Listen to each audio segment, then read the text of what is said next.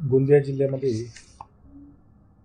रब्बी हंगाम 25-26 मध्ये साधारणपणे कृषी विभागाच्या माहितीनुसार 8,100 हेक्टरवर मक्याचा पीक पेरा सडक अर्जुनी मोरगाव देवरी काही प्रमाणामध्ये तिरोडा या भागामध्ये झालेला असून त्यापासून अंदाजित 6 ते 7 लाख क्विंटलचे उत्पादन अपेक्षित आहे.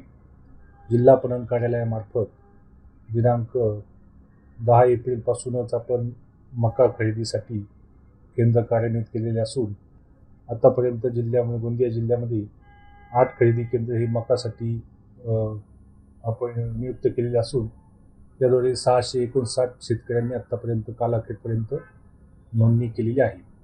सध्या एप्रिल महिन्यामध्ये 1 एप्रिल ते 30 एप्रिलपर्यंत शासनाने मका उत्पादक शेतकऱ्यांसाठी हमीभाव खरेदी केंद्रावर नाव नोंदणीसाठी कालावधी दिलेला असेल. त्यामध्ये सुद्धा पर्याप्त जर नोंदणी नाही झाली तर आम्ही शासनाकडे पुन्हा नाव नोंदणीसाठी मुदतवाढ मागू.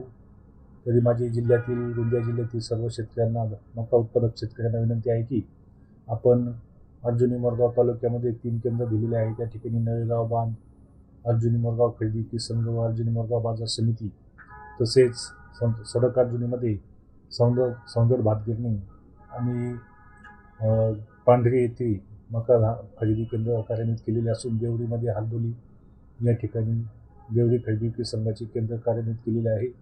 तसेच गोरेगावमध्ये गोरेगाव बाजार समिती या ठिकाणी केंद्र दिलेले असून तिरोडामध्ये नवेझरी या ठिकाणी शासकीय खरेदी केंद्र देण्यात आलेले आहे. असे एकूण 8 खरेदी केंद्रांवर मका उत्पादक शेतकऱ्यांना नाव नोंदणीसाठी विनंती करण्यात येत आहे.